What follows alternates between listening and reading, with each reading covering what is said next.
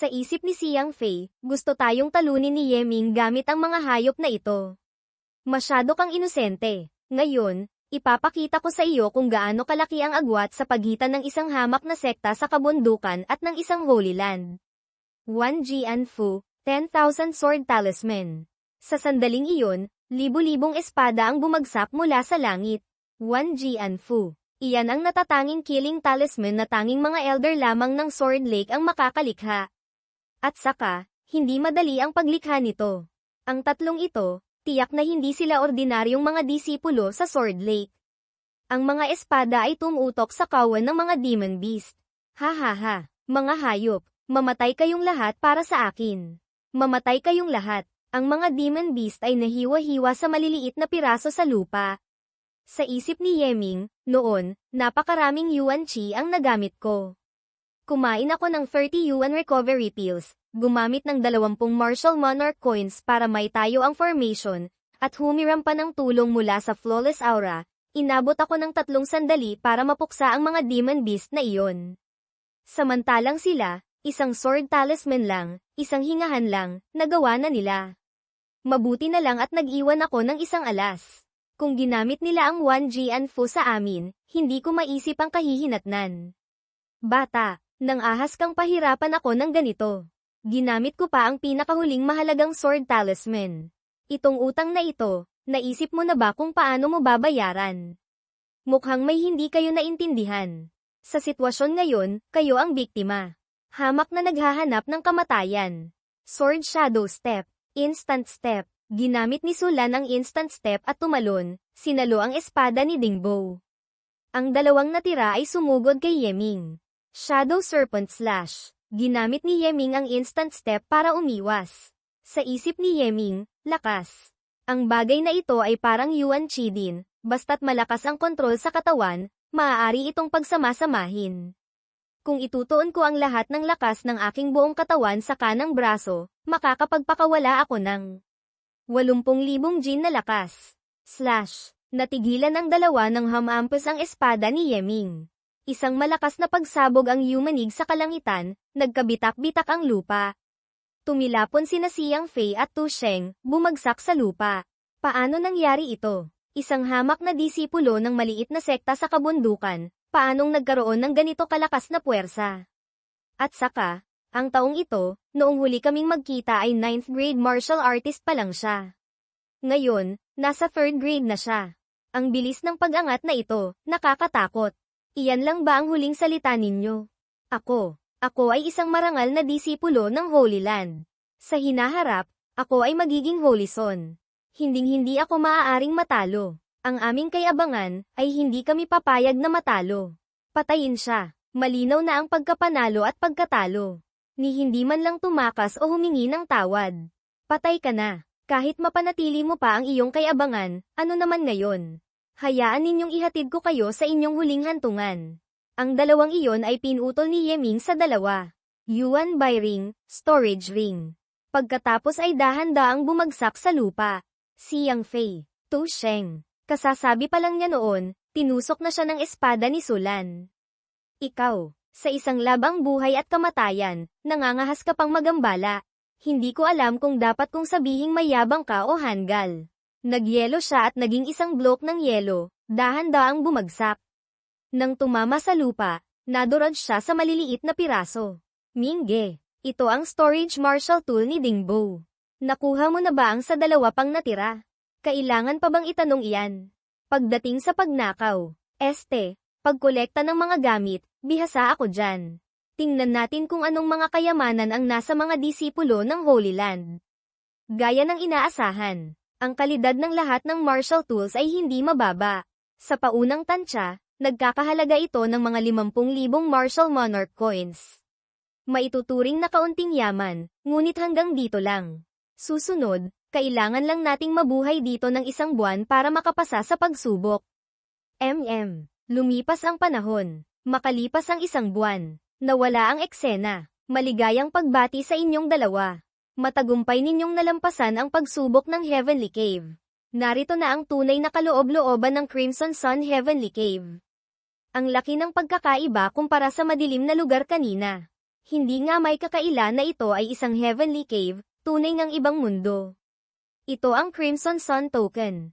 Gamit ang token na ito, bago kayo umangat sa Martial Master Realm, nasaan man kayo, basta't mag-setup kayo ng simpleng transmission array, maaari kayong pumasok sa Heavenly Cave anumang oras. Idikit ninyo ang token sa inyong noo at linisin ito gamit ang Yuan Chi para maramdaman ang buong sitwasyon ng Heavenly Cave. Maging ang mga disenyo na angkop para sa cultivation o ang mga yaman dito, lahat ay naririto. Talagang para sa paggamit ng buong sekta. Hindi nga may kakaila na ito ay Heavenly Cave. Tanging isang martial god lamang ang makakalikha nito. Sa hinaharap, kung nasa ibang lugar tayo at gusto nating magkita, kailangan lang nating gumawa ng transmission token para magkita tayo rito. Madaling sabihin, ang pag-setup ng isang simpleng transmission array ay nangangailangan ng 150 martial monarch coins. Pagpasok at paglabas, 300 na iyon.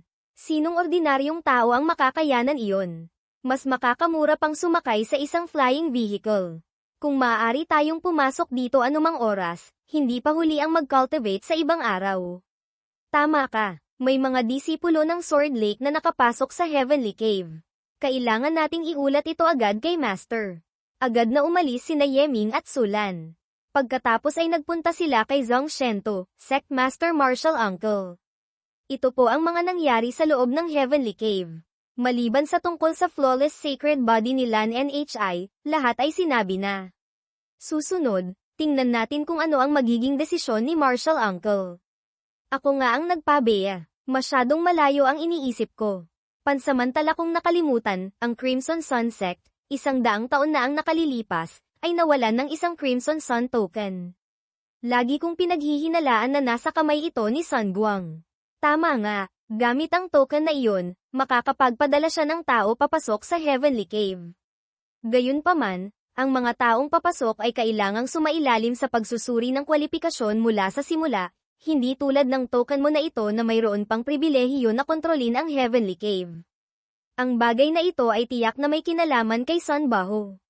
Siya ay disipulo ng Sword Lake Holy Land.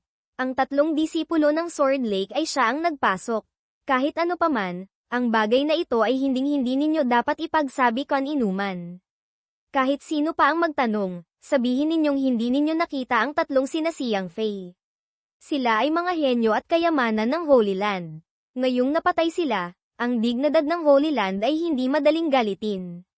Ang bigat ng sitwasyon ay hindi ninyo kayang akuin. Tama ka, kumpara sa Holy Land, kahit pa ako ay isang guard ng Marquis Manor at si Master ay isang martial monarch, wala pa rin kaming silbi. Ngunit, hahayaan na lang ba nating yumuko at magtago? Mali, hindi lamang kayo dapat umiwas sa unos na ito, kundi kailangan nyo ring pumunta sa ibang lugar para umiwas. Gamit lamang ang Crimson Sun Sect, hindi natin kayang harapin ang galit ng Sword Lake Holy Land. Sulan, nakuha ko na ang listahan ng mga tao mula sa Zuan Tian Holy Land mula kay Senior Brother Gao Fengxian. Pumunta ka sa Zuan Tian Holy Land para magtago. At saka, pag-aralan mo ang listahang ito, napakahalaga nito, hindi ko ito madaling nakuha. Kailangan mo itong pahalagahan. Yeming, maghanda ka na rin. Sa loob ng ilang araw, pumunta ka na sa East Chi Academy para mag-ulat. Gamit ang inyong potensyal, ang Crimson Sun Sect ay maaari lamang ituring na isang tuntungan, hindi kayo maaaring manatili rito magpakailanman. Sa hinaharap, kailangan ninyong lumipad ng mataas. Pupunta sa Zuan Tian Holy Land. Maghihiwalay kami ni Mingge. Ayoko, ilang taon lang naman iyon. At saka, mayroon tayong Heavenly Cave. Pwede tayong magkita kada buwan doon. Kung gayon, may pagkakaiba ba kung magkahiwalay tayo o hindi? Kung pumapayag si Sulan, kung gayon, ito na ang gagawin natin. Magpapadala ako ng liham kay Senior Brother para mauna siyang makipag-usap sa Zuan Tian Holy Land.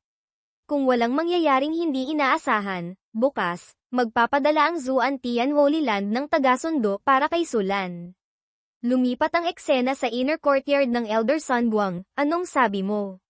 Sina Sulan at Yeming lang ang lumabas. Nasaan sina Siyang Fei? Natatakot akong, masama na ang lagay nila. Patay na. Ang 3 iyon ay mga mid-grade treasure bodies. Kapag may nangyari, sino sa atin ang makakaharap nito? Anong gagawin natin? Ako ang nagpatawag sa kanila.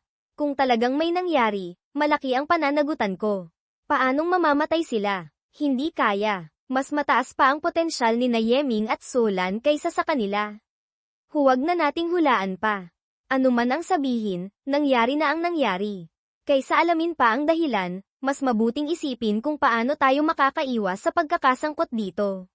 Baho, may paraan ka ba para pagtakpan ito sa Sword Lake? Ama, 3 henyo ang namatay. Hindi 3 aso o pusa. Alam mo ba, kung silang 3 ay hindi lang namatay at nagpatuloy sa pag-cultivate, may posibilidad pa silang umangat sa sacred body. Ang halaga ng isang sacred body, kahit sa Holy Land, ay hindi masukat. Malakas niyang hinampes ang mesa. Kung gayon din lamang, ituloy na natin ito hanggang sa huli. Direktang sabihin natin ang bagay na ito sa Holy Land.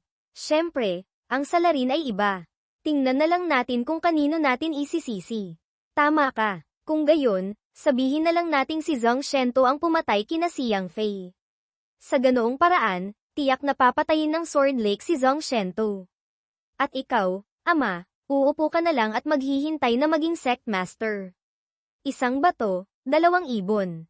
Tunay ngang isang magandang plano. Ang mga taga-Holy Land ay hindi mga hanggal. Hindi sila basta maniniwala sa anumang sabihin natin. Ang bagay na ito ay kailangang gawin ng maingat. Hindi lamang kailangang isangkat si Zhang Shento, kundi kailangan ding patayin ang batang si Yeming. Ang aming Huang family ay may isang lihim na disguise technique, kakaunti ang depekto. Maaari kong isuot ang damit ni Zhang Shento, magpanggap na siya. Tiyo, gamitin mo naman ang shadow recording stone para i-record ito. Sa ganoong paraan, may malinaw na ebidensya, hindi pa ba sapat iyon?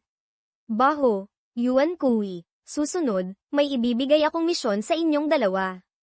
Pagkatapos, sa kainan ng Crimson Sun Sect, tinaas ni Yeming ang kanyang kopeta, mga kapatid. Dahil sa ilang hindi may iwasang dahilan, kami ni Lan NHI ay malapit nang umalis sa Crimson Sun Sect. Ang kainang ito ay ang aming palem, ako ang taya. Sa hinaharap, sa lawak ng mundo, magkikita pa tayo kung may pagkakataon. Kung pinili mong umalis, Junior Brother, tiyak na dahil sa hindi may iwasang dahilan. Sinusuportahan ni Senior Brother ang iyong desisyon. Mahaba pa ang araw, tiyak na magkikita pa tayo ulit. Patago kayong nagtitipon dito para kumain, hindi man lang ako tinawag. Sa tingin ko, binabalewala ninyo ako, ang hari ng libreng pagkain, si Jaurit Ian. Alam na naming ikaw ang hari ng libreng pagkain, kaya kahit hindi ka tawagin, tiyak na darating ka rin. Tingnan mo, pati chopsticks inihanda na namin para sa iyo. Ikaw na makapalang mukha, dumating ka nga talaga. At tama nga ang hula ni Brother Yeming. Kinuha agad ni Jaurit Ian ang chopsticks, halina. Mga kapatid, huwag kayong mahiya sa akin. Sa sandaling iyon, biglang isang espada ang lumipad patungo sa kanila. Nahawakan ito ni Yeming gamit ang kanyang kamay. Sino? Yeming. Ang lakas ng loob mo. Nang ahas kang patayin sina Xiang Fei. Alam mo bang silang 3 ay mga henyo ng aking Sword Lake Holy Land? Son Baho, nabugbog ba kita ng husto kaya nasira na ang utak mo? Nitong mga araw na ito, nasa Heavenly Cave ako nagko-cultivate. Hindi ko nga nakita ang mga taong sinasabi mo, paano ko sila mapapatay? Si Xiang Fei at ang iba pa ay namatay sa loob ng Crimson Sun Heavenly Cave. Sasabihin mo pang hindi ikaw. Brother Baho, ang batang ito ay nasa 3rd grade martial artist pa lang. Paanong mapapatay niya sina Xiang Fei na nasa 1st grade martial artist? At saka, sina Xiang Fei ay mga mid-grade treasure bodies. Tiyak na may malakas na tumulong kay Yeming mula sa likuran. Ano? Pinatay ni Yeming ang mga disipulo ng Sword Lake. Baliw ka ba? Disipulo iyon ng Holy Land. Kahit si Yeming, hindi niya sila kayang talunin. Sinabi nilang may tumulong. Ang bait ng Sect Master kay Yeming. Hindi kaya. Si Sect Master. Maganda ang epekto, hindi inaasahan. Ang balita siguro ay mabilis ng kakalat. Bahala ka kung anong gusto mong sabihin. Hindi ko nakita sina Xiang Fei. Ito ang Crimson Sun Sect, hindi ang Sword Lake. Mas mabuting maghinay-hinay ka. HMPH. Ikaw na mamamatay tao. Ginalit mo ang Sword Lake, patay ka na. Maghanda ka ng harapin ang galit ng Sword Lake. Sa isip ni Jaurit iyan, hindi maganda ang sitwasyon. Sina Huang Yuan Kui at Sun Baho ay parehong galing sa Holy Land, mayayabang. Pero ngayon, parang mga tanga silang nakikipagtalo kay Junior Brother. May mali, ang kanilang target ay si Sect Master. Pupuntahan ko si Sect Master Martial Uncle. Kumain muna kayo, hindi nyo na ako kailangang hintayin. Hoy, Yeming. Nagmamadaling tumakbo si Yeming papunta sa tirahan ni Zhong Shento. Kumatok siya sa pinto. Pasok, Sect Master Martial Uncle. Si Sun Baho, kanina, biglang nagdala ng isang tao at hinarap ako. Tinanong niya ako kung bakit ko pinatay si Xiang Fei. Ang tono nila ay kakaiba, sinasabing may nag-utos sa akin mula sa likuran. Naisip ko, ang target nila ay kayo, Sect Master Martial Uncle. Gaya ng inaasahan ko, nangyari ang ganito kalaking bagay, talagang gustong iwasan ni Sun Buang ang lahat ng kaugnayan. At ang pinakamagandang paraan nila ay isisi ito sa akin. Ang pakikipagtalo nila sa iyo, malamang ay para ikalat ang tsismis. Pagkatapos, basta makahanap sila ng isang disipulong doble kara, kahit hindi ko pa aminin, mapipilitan akong managot. Naisip mo ito, napakagaling. Hindi na sayang ang pag-aaruga sa iyo ng sekta. Martial Uncle, hindi kaya may paraan na kayo para malutas ito? Hindi malulutas. Kahit anong sabihin natin, basta't may ebidensya na maaaring ituro sa akin, pipiliin ng mga taga Sword Lake na paniwalaan ang salita ni Sun Baho. Sa huli, si Sun Baho, para sa kanila, ay isa sa kanila. Ako, pinamahalaan ko ang Crimson Sun Sect ng 20 taon, naglingkod ng buong puso. Dahil dito, naantala ang aking cultivation. Kung gusto ni Sun Buang na maging Sect Master, kung gayon, ibibigay ko na lang sa kanya. Gusto ninyong iwan ang posisyon ng Sect Master. Anong nakakagulat doon? Tayong mga martial artists, sa huli, iisa lang ang hinahangad ang martial daw. Ang katanyagan at kayamanan ay pangalawa lamang. Matagal na, akong naantala, ang pagbabalik sa aking tunay na hangarin ay isang magandang bagay. Tahimik si Yeming, Martial Uncle, ang inyong kaluwagan ng loob, lubos na hinahangaan ni Yeming. Sa hinaharap, tiyak na malalampasan ni Martial Uncle ang mga limitasyon at makakamit ang mas mataas na tagumpay.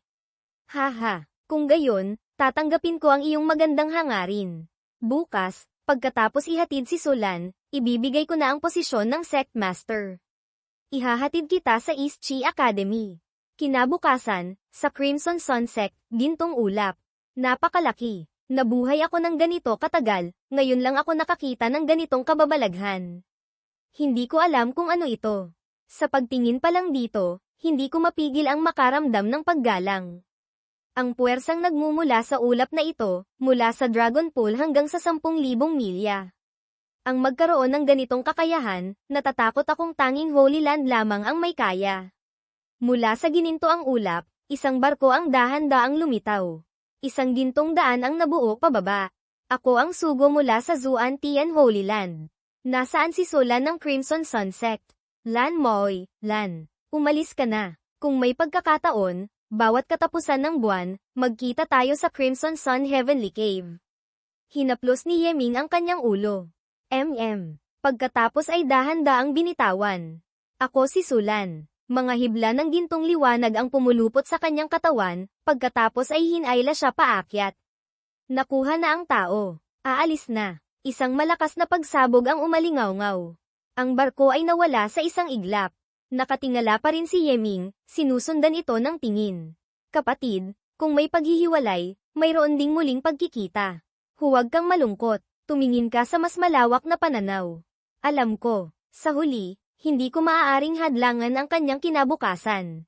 Susunod, pupunta ako sa Crimson Sun Hall, titingnan ko kung ano na ang nangyayari kay Sect Master Martial Uncle doon.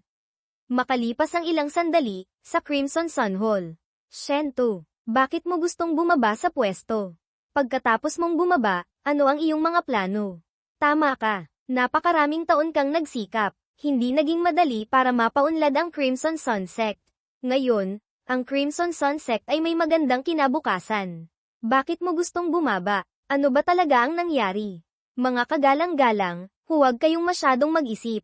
Ang posisyon ng Sect Master ay matagal nang pumipigil sa akin, Mahirap mag-focus sa martial daw. Pagkatapos kong bumaba, maglalakbay ako sa mundo, susubok ang abutin ang martial monarch realm. Tungkol naman sa kung sino ang papalit sa posisyon ng sect master, tiyak na matagal nang may napagpasyahan si Elder Sun. Sa isip ni Sun Guang, ano ba talaga ang ginagawa ng taong ito? Talaga bang gusto niyang bumaba? O gusto niyang tumakas? Kung ang huli, kung gayon, medyo huli na. Hay, si Shento ay nagsakripisyo ng malaki para sa Crimson Sun Sect. Natural lamang na igagalang ko ang kanyang desisyon. Tungkol naman sa posisyon ng sect master, ito ay mapupunta kay, sa sandaling iyon, biglang kumulog at kumidlat pababa. Nasaan si Zhong Shento? Lahat ng tao sa Crimson Sun Sect ay nagulat at napatingala. Isang anino ang dahan-daang lumitaw sa gitna ng mga kidlat. Ang disipulo ng Sword Lake, si Sun Baho, ay nagbibigay galang kay Elder Lei. Tanong ni Yeming kay Beiming, Beiming. Ang taga Sword Lake, hindi maganda ang pakay. May paraan ba para makatakas? Sagot ni Beiming, ang pag-activate ng escape talisman ay nangangailangan ng 2 iglap. Sapat na iyon para patayin ng isang martial monarch si Master ng 10 beses. Wala tayong paraan para makatakas. Crimson Sun Sect, narito si Zhong Shento. Pagdating ng Elder ng Holy Land, ano po ang maipaglilingkod? Napakabilis naman dumating ng mga taga Sword Lake. HMPH. Ang lakas din ng loob mo. Nang ahas kang saktan ang henyo ng aking Holy Land. Naramdaman ng mga Elder, disipulo, parang nabasag ang aking tenga. Wala kaming kasalanan. Patawarin po kami ng Elder ng Holy Land. Dati, laging may martial monarch na nagpoprotekta. Hindi ko inaasahan, kapag direktang hinarap, ganito pala kalakas ang puwersa ng isang martial monarch. Sa kanyang boses, may nakapaloob na martial daw will. Kung mas lakasan pa niya ng kaunti, kahit gaano pa kalakas ang katawan ni Master, mamamatay pa rin siya sa pagkayanig. Sabi ni Beiming, mabuti na lang at si Zhong Shento ang kalaban niya. Master, hinding-hindi ka dapat makakuha ng kanyang atensyon. Elder ng Holy Land, maging malinaw po kayo. Hindi ko pinaslang ang sinuman mula sa Holy Land. Nangangahas ka pang magdahilan. Noon, ang mga sinabi mo sa akin ay na-record ko na gamit ang Shadow Recording Stone. Ipapakita ko sa iyo ang ebidensya. Zhong Shento, ngayon, mamamatay ka na. Ipinakita ni Sun Guang ang imahe mula sa Shadow Recording Stone. Imahe Sun Guang, Sect Master. Bakit mo gustong ipahamak sina Siang Fei? Pumasok lang naman sila sa Heavenly Cave para mag-training. Ang ating Crimson Sun Sect ay walang nawala. Imahe Zhong Shento, haha. Yung mga batang iyon, walang pahintulot mula sa akin, basta na lang pumunta sa aking Crimson Sun Sect para maghanap ng magandang lugar. Paano ko sila mapapalagpas? Gumamit lang ako ng kaunting paraan para mas madali silang mapatay ni Yeming. Nainis si Yeming, hindi lang si Zhong Shento ang kinalaban, pati ako dinamay pa. Imahe Sun Guang, Sect Master. Sina Siang Fei ay mga henyo ng Holy Land. Pinatay mo sila, hindi tayo patatawarin ng Holy Land. Imahe Zhong Shento, HMM. Ikaw ang naghanap sa kanila. Ikaw ang nagpasok sa kanila sa Heavenly Cave. Ang Holy Land ay ikaw lang ang hahanapin. Paanong sa akin nila isisisi? Imahe Sun Guang, Sect Master. Pinatay mo ang henyo ng Holy Land, tapos gusto mo pang isisi lahat sa akin. Ngayon, malinaw na ang ebidensya. Ano pa ang gusto mong sabihin? Sun Guang, magaling ka, magaling. Nang ahas kang gumamit ng ganitong paraan. Sect Master, huwag ka nang magdahilan pa. Humingi ka na ng tawad sa Elder ng Holy Land. Baka sakaling may pagkakataon ka pang mabuhay. Gusto ko lang naman ang makabubuti sa iyo. Elder ng Holy Land, ang nasa recording na iyon ay hinding-hindi ako. Gamit ang inyong paningin, tiyak na makikita ninyo. Hanggang ngayon, hindi ka pa rin umaamin. Sige, tamad na akong makipagsalita sa iyo. Magbayad ka ng iyong buhay. Sa sandaling iyon, isang anino ang lumitaw sa harap ni Zhong Shento. Ito ang Grand Elder. Sinalo niya ang kidlat mula sa Holy Land Elder. Shento, isama mo si Yeming at umalis. Grand Elder, mabilis na hinawakan ni Zhong Shento ang kamay ni Yeming at hinayla palayo. Sumugod ang Grand Elder, handang isakripisyo ang sarili. Gusto ninyong saktan sila. Dumaan muna kayo sa bangkay ko. Naghahanap ng kamatayan. Isang malakas na suntok ng kidlat ang tumago sa katawan ng Grand Elder. Bumagsak siya sa lupa. Boom! Hindi matukoy kung humihinga pa. Gumamit sila ng escape talisman at tumakas na libu-libong milya ang layo. Mahirap nang habulin pa. Sa isip ni Elder Lay, ginamit ng matandang iyon ang isang secret technique, sinunog ang kanyang buhay para lamang makakuha ng 2 iglap. Kahit pa isang peak martial ancestor, sa harap ng isang martial monarch, wala pa ring silbi. Patay na. Nawala ang Grand Elder. Ano na ang mangyayari sa Crimson Sun Sect? Nagalit si Elder Lay at nagpakawala pa ng mga kidlat. Ingay. Ang lupa sa ibaba ay nagkabitak-bitak. Elder ng Holy Land, pakalmayan po ninyo ang inyong galit. Elder Lay, magdahan-dahan po kayo sa pagpaparusa. Kung magpapatuloy pa kayo, mawawasak na ang Crimson Sun Sect. Suminghal lamang siya ng isang beses, pagkatapos ay tumalikod at umalis. HMPH. Hindi ito ang resultang gusto ko. Lumipat ang eksena libu-libong milya ang layo. Lumabas sina Yeming at Zhang Shento mula sa transmission gate. Ang Grand Elder, namatay dahil sa akin, kasalanan ko ito.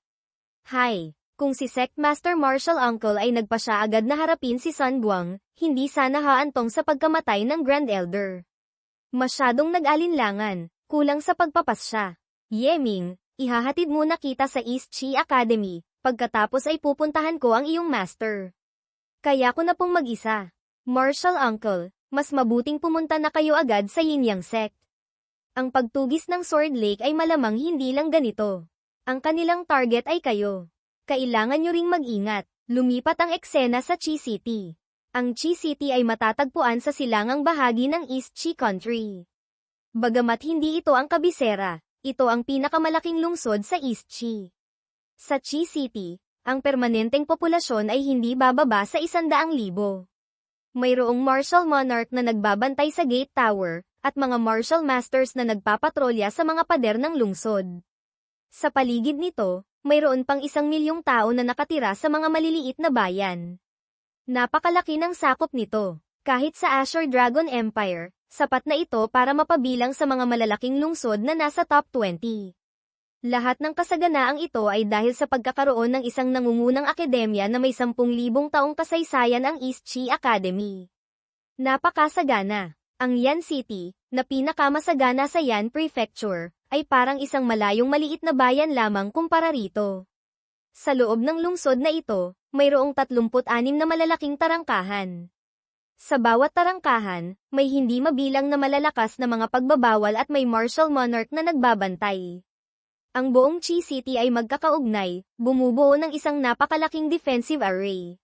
Sa ganitong setup, kahit isang martial god pa ang dumating, hindi ito agad masisira. Iyon ba ang pangunahing tarangkahan ng East Chi Academy? Sa harap ng tarangkahan ng akademya, nagbukas pa ng sag-alan. Pati bahay aliwan. Masyadong bukas naman dito. Senior, ang inyong lingkod po ay isang guard mula sa East Chi Marquee Manor, narito para mag-ulat para sa pagpasok. Maaari ko po bang malaman kung saan pupunta? Ano? Halos 2 linggo nang nagsimula ang klase, ngayon ka lang dumating para mag-ulat. Hindi ka ba nabugbog ng iba kaya ka natangga? Umuwi ka na. Sa susunod na taon ka na. Bumalik. Hindi ba't nahuli lang ng kaunti sa mga aralin? Babawiin ko na lang pagbalik. Sabihin nyo na sa akin kung saan ang lugar ng pagpaparehistro. Sige, sige, sige. Dahil mukhang tanga ka at walang alam, bibigyan kita ng paalala. Sa kasalukuyan, ang mga first-year students ay sumasailalim sa training at assessment. Pagkatapos nito, hahatiin na sila sa mga klase. Dahil nahuli ka ng ganito, napakalayo mo nang nahuhuli. Umaasa akong may instructor na gustong tumanggap sa iyo. Sa loob ng assessment grounds. Azure Dragon Steps, HMM. Hindi masama. Ang pagpapakita ni Zhang Heng para sa mga bagong mag-aaral ay sapat na. Itong si Zhang Heng, kahit sa mga second-year students, maituturing na siyang nasa mid-level. Instructor Liu Fei, kumusta po ang aking ipinakita? Ayos naman. Salamat sa iyong tulong. Maaari ka nang bumalik. Kanina ay ang demonstrasyon ni Zhang Heng ng Azure Dragon Steps. 2 linggo na kayong nagsasanay nito, marahil ay bihasa na kayo.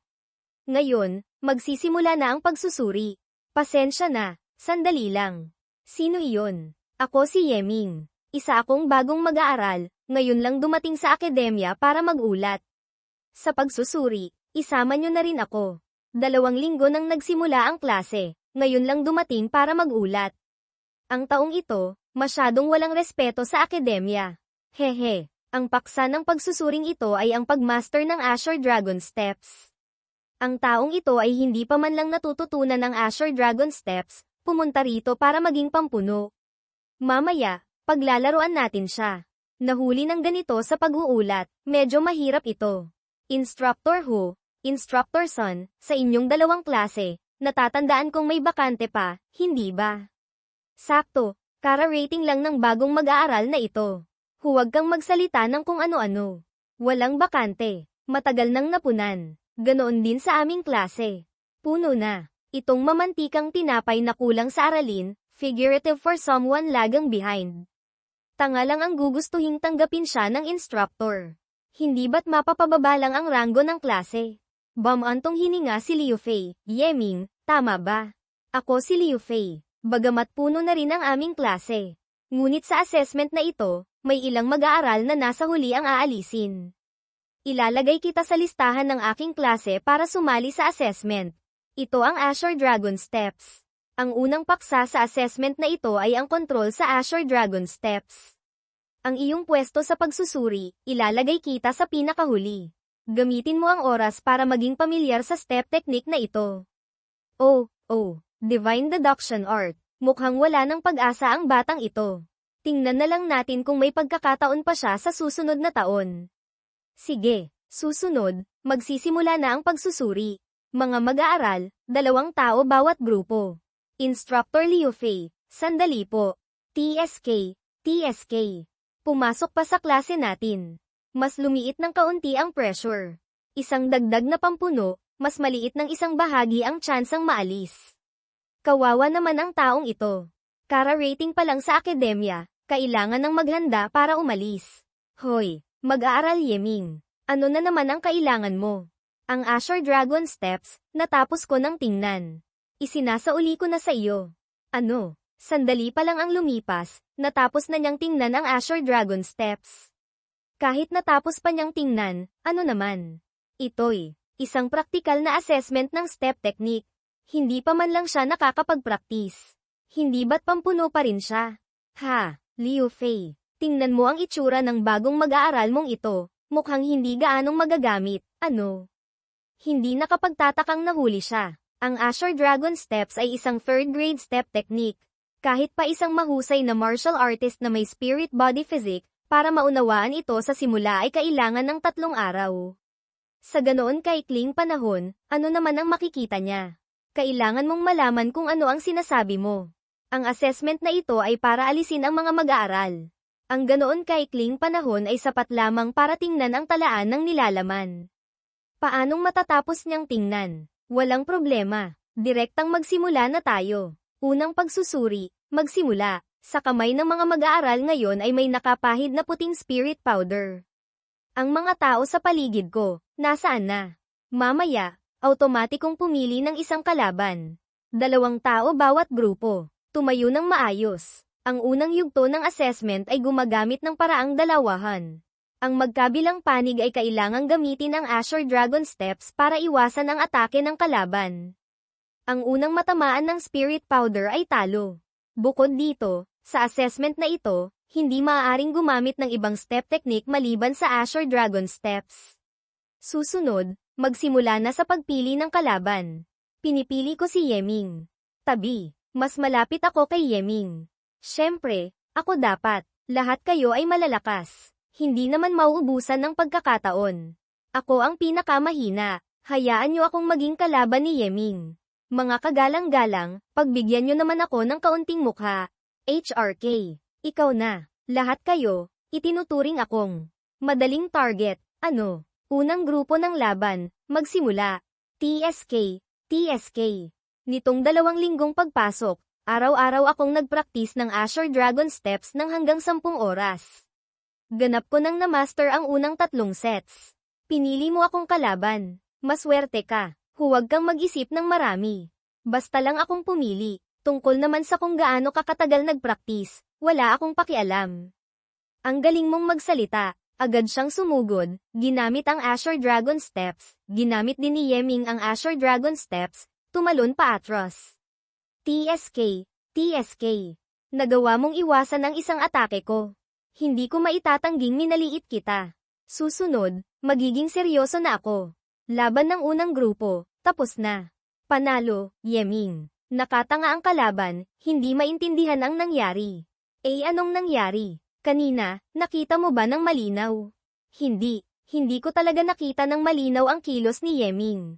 Ang kanyang anyo, hindi ko talaga makita ng malinaw. Isang iglap lang, nanalo na siya. Talaga bang, unang beses niyang gamitin ang Azure Dragon Steps? Hindi kaya, dati na siyang nagpraktis nito. Imposible. Kailan niya ba tayo tinamaan? Ni hindi ko man lang naramdaman. Noon mismong sumugod ka para atakihin siya. Agad niyang ginamit ang Azure Dragon Steps para tumakas at gamit ang napakabilis na kilos, sunod-sunod kang tinamaan. Dahil sa alituntunin na kailangan lang idikit ang Spirit Powder, napakaliit ng puwersa niya. Dagdag pa ang sapat na bilis, kaya hindi mo napansin. Ang ganitong klaseng detalyadong pagsasagawa, mahirap isipin na unang beses pa lang niyang gamitin ang Azure Dragon Steps. At saka, ang ganitong uri ng kamalayan sa pag-iwas sa atake ay nangangailangan ng malaking karanasan sa tunay na laban para mahubog. Ang ganitong potensyal, mukhang nakaligtaan natin ang isang magaling na binhi. Ang Azure Dragon Steps, unang assessment pa lang naman. Walang gaanong ibig sabihin. Ang aming pagtingin, hinding-hindi maaaring magkamali, sabi ng matanda sa tarangkahan ng akademya, ang assessment na ito ay may kinalaman din sa paglalagay sa klase. Kung gustong mapunta sa elite class, natatakot akong hindi pa sapat ang antas na ito. Kanina, ang itsura ninyong nag-aagawan para tanggalin ako. Ngayon, bibigyan ko kayo ng pagkakataong ito. Sabay-sabay kayong lumapit, napakapangahas na tao. Ang makapasok sa East Chi Academy, walang sino man ang ordinaryo. Magsisisi ka sa iyong mga sinabi. Taong hindi alam ang taas ng langit at lalim ng lupa. Lumipas ang panahon. Pagkalipas ng kalahating oras, lahat sila ay nakahandusay na sa sahig. Tingnan ninyo ang inyong mga itsura, kailangan nyo pang magpraktis ng husto. Ang Azure Dragon Steps, bagamat mahusay, ay malayo pa kumpara sa Heavenly Killing Steps.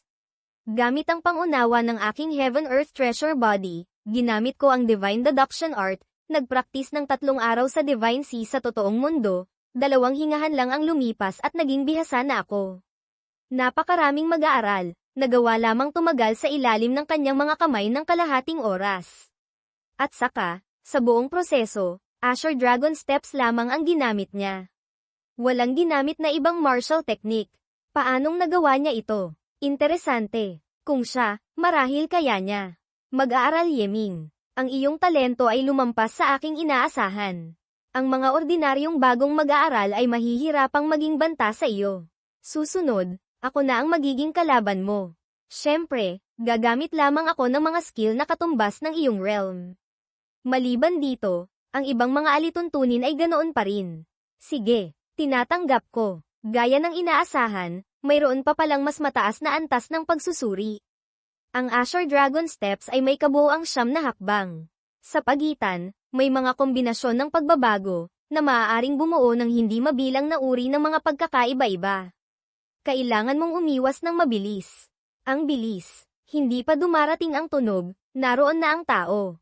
Kung hindi ako naghanda ng lubos, malamang nataman na ako. Hindi masama, sa pamamagitan lang ng pag-iwas mo kanina, maaari na kitang bigyan ng perpektong 10 puntos. Susunod, tingnan natin kung anong antas ang maaabot mo. Kung gayon, maraming salamat, instructor. Pagkatapos, sa loob ng assessment area, mga anino na lamang nilang 2 ang makikitang gumagalaw. Iyang si Yeming, talaga bang antas lang ng mag-aaral? Nagagawa niyang bahagyang harapin ang pagtugis ni Instructor Liu Fei. Nakakatakot. Hindi ko inaasahan, sa ating batch, mayroon palang ganitong klaseng henyo. Ang batang ito, tiyak na nakapagpraktis na ng step technique na mas mataas kaysa sa Azure Dragon Steps. Kung hindi, gaano man siya ka-enyo, hindi niya ito magagawa. Gayunpaman, ang assessment na ito ay may 2 bahagi. Sa susunod na bahagi ng assessment, wala na siyang kalamangan na ganito. Papalapit ng papalapit ang agwat. Pinakamarami, 2 o 3 hakbang pa, matatalo na ako. Bagamat nakakuha na ako ng perpektong puntos, gusto ko pa ring makita, kung mananalo ako, ano kaya ang magiging resulta. Tai Divine Calculation. Ang alituntunin ay nagsasabing hindi maaaring gumamit ng ibang step technique maliban sa Azure Dragon Steps. Ngunit hindi naman ito pinagbabawalan ang deduction arts. Nakita na ni Yeming ang mga hakbang ni Liu Fei, nakita ko na. Ang susunod niyang hakbang ay 2 hakbang sa aking harapan. Kung mauuna ako sa kanyang hihintuan. Agad tumakbo si Yeming papunta roon. Bakit bigla siyang lumitaw sa aking hihintuan? Hindi kaya, nagkataon lang. Patay. Ngayon, hindi ko na mababago ang direksyon. Dumiretso ang mukha ni Yeming sa dibdib ni Liu Fei. Biglang tumahimik ang paligid na parang sementeryo. Nanay ko po, nang ahas siyang gawin, ang bagay na tinitingnan lang natin. Ikaw ang tunay na matapang. Talagang hinahangaan kita. Ano ito? Ang lambot. Hindi ko inaasahan, si Instructor Liu Fei ay nagsusuot pala ng malambot na baluti. Makakaya kaya nitong pigilan ang lakas ng atake. Sabi ni Beiming, Master, pag-isipan mong mabuti. Hindi ito proteksyong sandata. Naalala ni Yeming si Kuang Tuyet noon. Namula siya. Ay iyon. Pasensya na, Instructor. Hindi ko sinasadya. Aksidente lang iyon, aksidente. Alam ko. Kung hindi, nasa infirmary ka na ngayon. Yeming, sa assessment na ito, natalo mo ang instructor. Sa 10 perpektong puntos, bibigyan pa kita ng karagdagang 2 puntos. Susunod, maghanda ang mga mag-aaral. Ipagpapatuloy natin ang ikalawang yugto ng assessment. Ang ikalawang paksa ng assessment ay array formation. Susunod, bibigyan ko kayo ng tigta-3 array flags at 1 green spirit grass. Kailangan ninyong gamitin ang mga ito para mag-set up ng isang maliit na spirit gathering array. Tulungan ninyong lumago ang green spirit grass. Kung mas maganda ang paglago ng green spirit grass, mas mataas ang puntos na makukuha. Ikalawang paksa ng assessment, magsimula. Nagsimula ng mag-set up ng array ang lahat. Ang spirit gathering array ay itinuturing na isang simple at maliit na array formation, kaya ang mga materyales ay mababa rin ang antas. Ngunit dahil din dito, ang antas ng array formation ng taong nagse-set up ay mas direktang maipapakita. Iyang si Yeming, bagamat kahanga-hanga ang ipinakita sa step technique assessment, pagdating sa array formation, ibang usapan na iyon. Ang step technique at array formation ay 2 magkaibang larangan. Kung mayroon siyang ganoong pangunawa sa martial techniques, tiyak na ginugol niya ang maraming oras sa praktikal na laban. Paanong magkakaroon pa siya ng oras para matutong mag-set up ng array? Tapos na ako. Tapos na rin ako. Hindi masama. Lumago ng kalahating metro. Hindi nga may kakaila na sila'y mga mag-aaral na tinuruan ko. Iyang si Yeming, natatakot akong kahit kalahati ng sa kanila ay hindi niya mararating. Gamit ang aking paningin, hinding-hindi ako makakaligta ng anumang talento. Sa sandaling iyon, naging mas makapal ang spiritual energy sa paligid.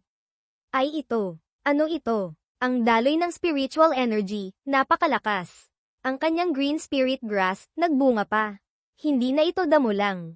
Naging puno na. Iyon, hindi ba't green spirit fruit iyon? Diyos ko. Ang green spirit fruit, nagmula pala sa green spirit grass. Ang taong ito, hindi talaga namin kapantay. Kumpara sa kanya, ang aming green spirit grass ay parang mga bata lamang. Nagawa niyang pilit na paangatin ang green spirit grass at magbunga.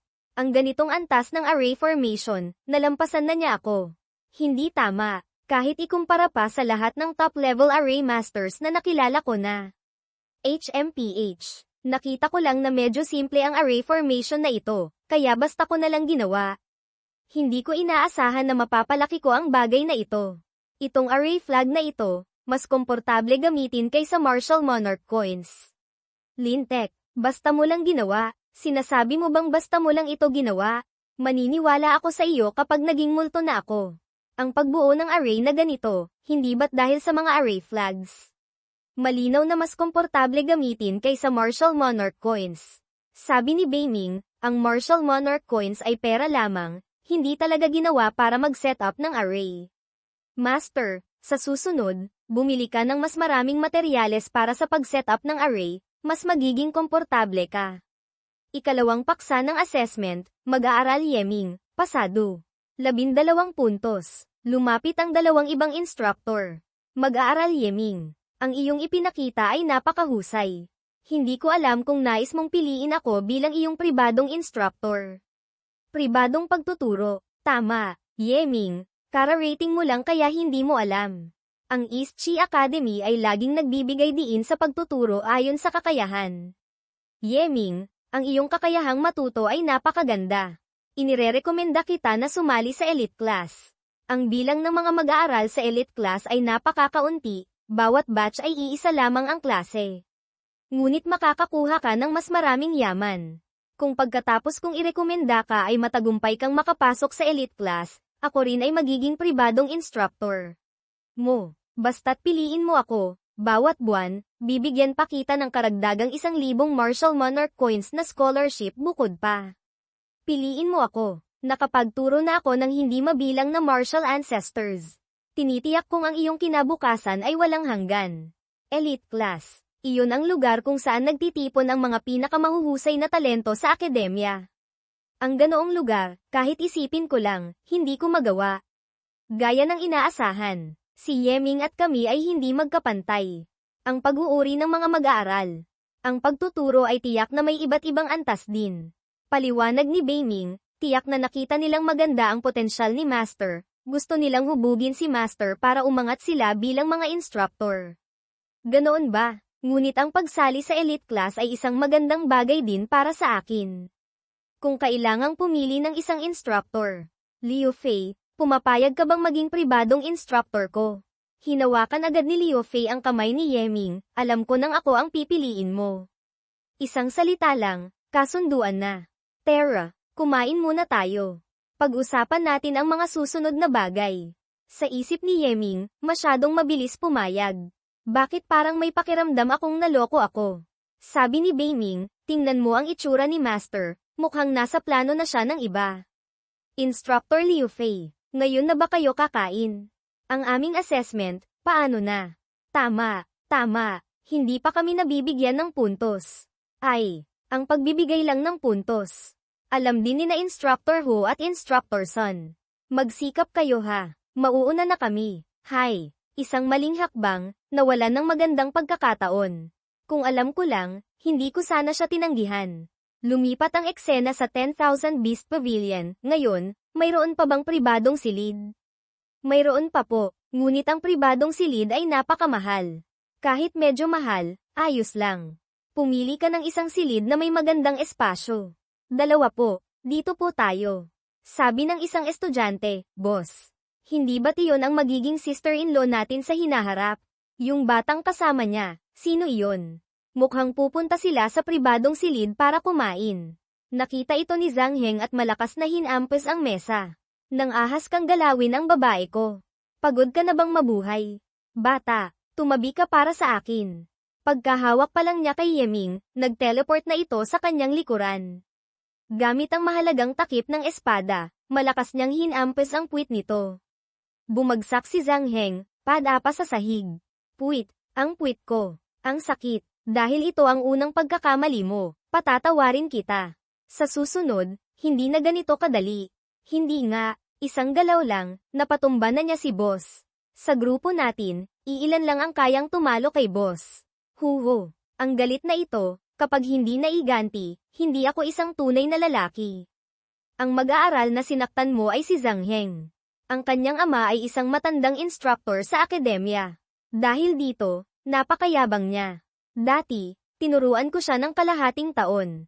Hindi ko inaasahan na may gusto pala siya sa akin. Ngayon, siya ay isang second-year student na.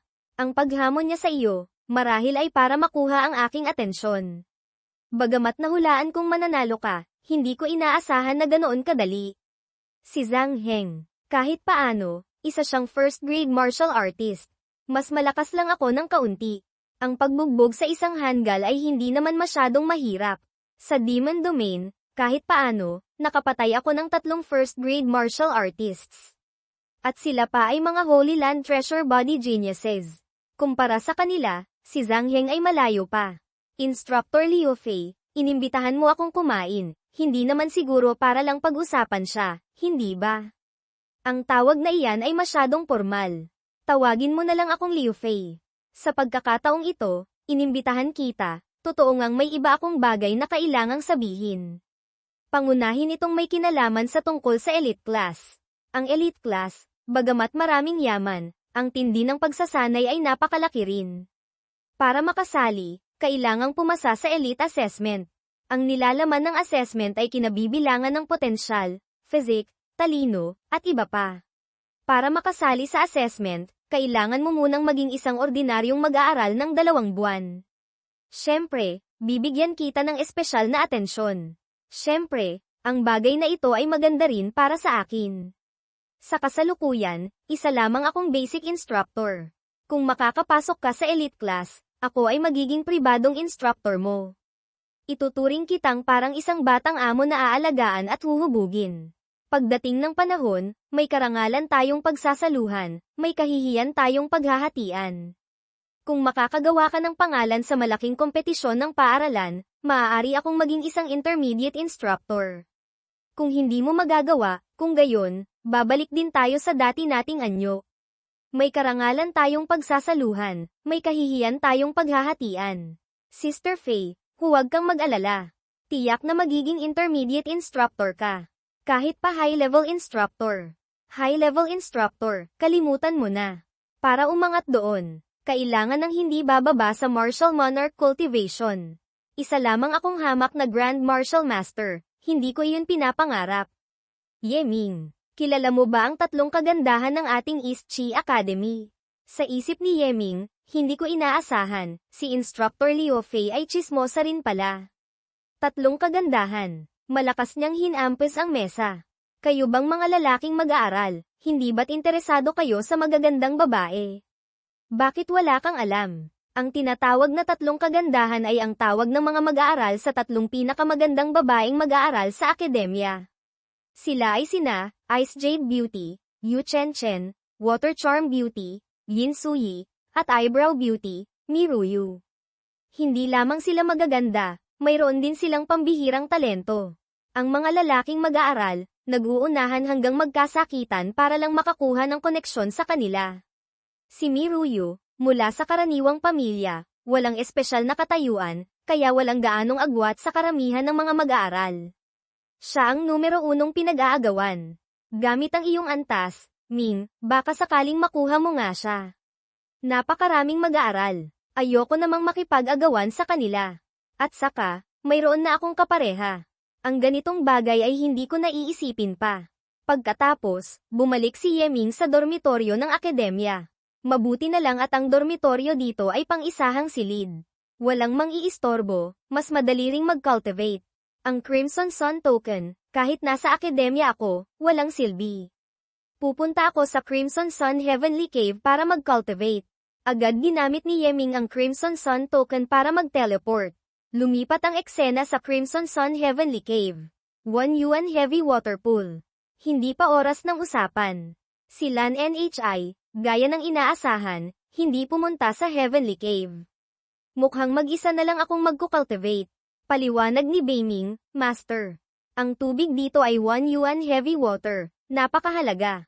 Ang bigat ng bawat patak ay 1,000 beses kaysa sa ordinaryong tubig. Sa paglubog lamang dito, mararamdaman mo na ang 1,000 jin na pressure. Habang lumalalim, mas bumibigat ang pressure. Agad tumalon si Yeming, nanginginig ang kanyang katawan dahil sa pressure ng tubig. Ang bigat ng tubig na ito. Lumulutang lang ako sa ibabaw. Paano ako magkukultivate? Hindi kaya, kailangan ko pang magbuhat ng mabigat na bagay. Ang mga ordinaryong martial artists, oo nga, kailangan nilang gawin iyon. Gayunpaman, ang Divine Spirit Treasure Robe ay maraming gamit. Beiming, kailangan mo lang dagdagan ng ilang beses ang bigat ni Master. Pagkasabi noon, dahan-daang lumubog si Yeming. Ang bigat, para bang may lakas na ilang libong jin na pumipiga mula sa lahat ng direksyon.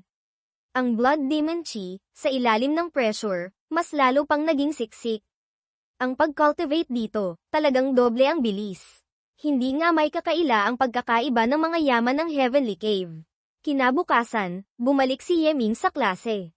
Ang tinatawag na Yuan Chi, sa katunayan ay isang hakbang pa sa paggamit at pagbabago ng Yuan Chi condensation. Maaari itong maapektuhan ng maraming bagay, tulad ng physics, bloodline, espesyal na teknik, at iba pa.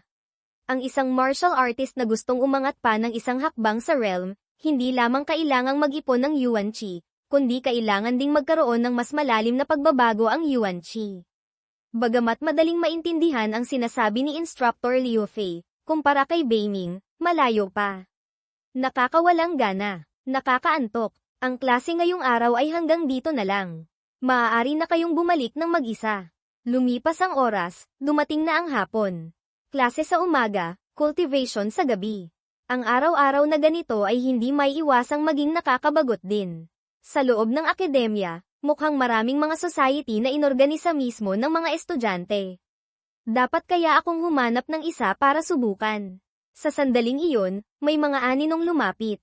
4 na tao ang lumitaw, lahat ay may mga ngiti sa mukha. Sa isip ni Yeming, mukhang kahit saan ay may mga hanggal. Kahit pa sa East Chi Academy. Hoy bata, alam mo ba kung bakit ka namin hinahanap, kami ni Lolo? Gamit ang iyong talino, maliban sa away at paghihiganti, ano pa ba? Sakto, wala akong ginagawa ngayon, paglalaruan ko kayo.